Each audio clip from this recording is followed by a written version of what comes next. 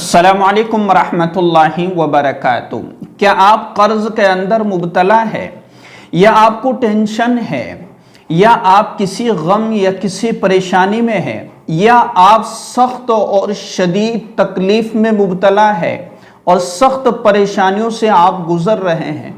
اور کہیں سے بھی ہماری پریشانیوں کو ختم کرنے کا کوئی سبب اور ذریعہ ہمیں نظر نہیں آ رہا ہے، کوئی راستہ ہمیں نہیں مل رہا ہے کہ ہماری یہ پریشانیاں کیسے ختم ہو، تو آج میں آپ کو اللہ کے رسول صلی اللہ علیہ وسلم کا بتلایا ہوا وہ عمل اور وہ دعائیں بتا رہا ہوں کہ جن پر عمل کرنے سے اور جن کو پڑھنے سے اللہ تبارک و تعالی ہماری شدید سے شدید تکلیف، پریشانی، غم کو ختم کر دیں گے۔ اور اگر قرض کے اندر مبتلا ہے تو اللہ تبارک و تعالی قرض کو بھی دور فرما دیں گے، اللہ تبارک و تعالی قرض کی ادائیگی کے اسباب پیدا فرما دیں گے۔ وہ عظیم ہستی جو پوری کائنات کی سب سے عظیم ہستی ہے،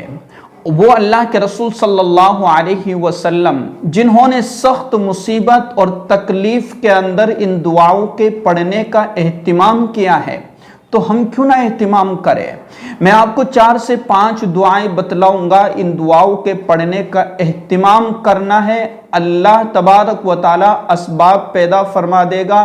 اور دلوں سے غموں کو ختم کر دے گا، اور اللہ تبارک و تعالی قرض کی ادائیگی کا ایک ذریعہ، بہترین ذریعہ بنا دے گا، اور ہماری ساری فکروں کو اللہ تبارک و تعالی دور فرما دے گا۔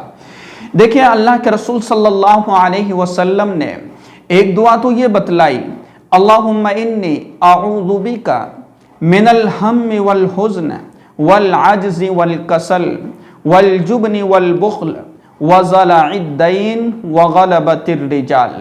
حضرت انس رضی اللہ تعالیٰ عنہ کی روایت ہے کہ اللہ کے رسول صلی اللہ علیہ وسلم اس دعا کو کثرت سے پڑھا کرتے تھے، اور اس کا ترجمہ کیا ہے آپ سن لیجئے۔ اے اللہ، یقیناً میں پناہ میں آتا ہوں آپ کی، اللہم انی اعوذ بک من الہم والحزن،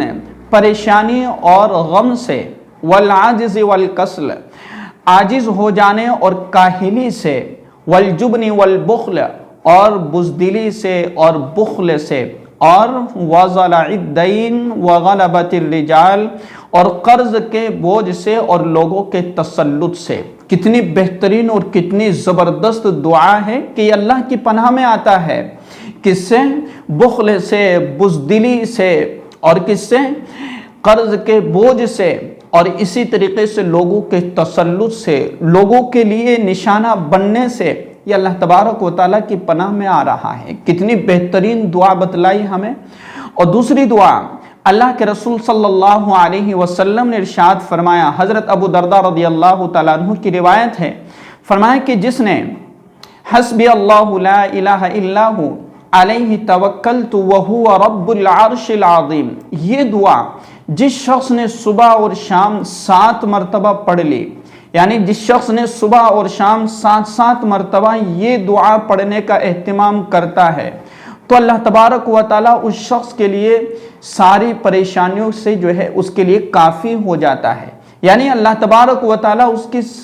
ساری پریشانیوں کو ختم کر دیتا ہے، ساری مصیبتوں کو اللہ تبارک و تعالیٰ ہٹا دیتا ہے۔ اور اسی طریقے سے حضرت یونس علیہ السلام کا واقعہ اور قصہ آپ نے بارہا آپ نے سنا ہوگا کہ آپ سخت تکلیف اور مصیبت کے اندر کیا پڑھتے تھے؟ لا الہ الا انت سبحانک انی کنت من الظالمین۔ اور یہ وہ دعا ہے کہ اس دعا کو جو شخص پڑھ کر کے اور دعائیں کرتا ہے، اللہ تبارک و تعالیٰ اس شخص کی دعا کو ضرور قبول فرماتا ہے۔ تو میں نے آپ کو یہ دعائیں بتلائی ہیں، ان دعاؤں کو ہمیں کثرت سے پڑھنا ہے، ان دعاؤں کے پڑھنے کا اہتمام کرنا ہے۔ دن میں 100 مرتبہ، 50 مرتبہ، جب آپ کا دل چاہے، چلتے پھرتے، اٹھتے بیٹھتے، ہمیں یہ دعائیں پڑھتے رہنا ہے۔ خصوصی طور پر بھی ہم پڑھ سکتے ہیں کہ ہر نماز کے بعد 1 مرتبہ اپنے لیے پڑھنے کا معمول بنا لے۔ اگر قرض میں مبتلا ہے تو بھی پڑھنے کا معمول بنائے، کسی غم میں، کسی ٹینشن میں، کسی فکر میں ہے، اس دعا کو پڑھنے کا اہتمام کرے۔ اسی طریقے سے بدن میں سستی ہے، کاہلی ہے، بزدل ہو گیا ہے تو بھی اس دعا کے پڑھنے کا اہتمام کرے، بخیل ہو گیا ہے، کچھ خرچ کرنے کا دل ہی نہیں کرتا ہے، کسی اور پر تو کرے نہ کرے خود پر بھی خرچ نہیں کرتا ہے، اس دعا کو پڑھنے کا اہتمام کرے، اللہ تبارک و تعالیٰ اس کو سخی بنا دے گا۔ لوگوں کا ڈر ہے، لوگوں کا خوف ہے اور دشمنوں کا خوف ہے، تو اس دعا کو پڑھنے کا اہتمام کرے، اللہ تبارک و تعالیٰ اس کے دل سے لوگوں کا ڈر اور خوف اور نکال دیں گے، اور جو ہے لوگوں کے تسلط سے اس کی حفاظت فرما لیں گے۔ تو کتنی زبردست دعا ہے، اور حسبی اللہ لا الہ الا ہو علیہ توکلت وہو رب العرش العظیم، یہ جو دعا پڑھتا ہے اس کا مطلب کیا ہے کہ میرا اللہ مجھے کافی ہے، میں نے اسی پر بھروسہ کیا۔ تو کتنی زبردست دعائیں ہیں، ان دعاؤں کو پڑھنے کا اہتمام کیجئے گا، اللہ تبارک و تعالیٰ آپ تمام کی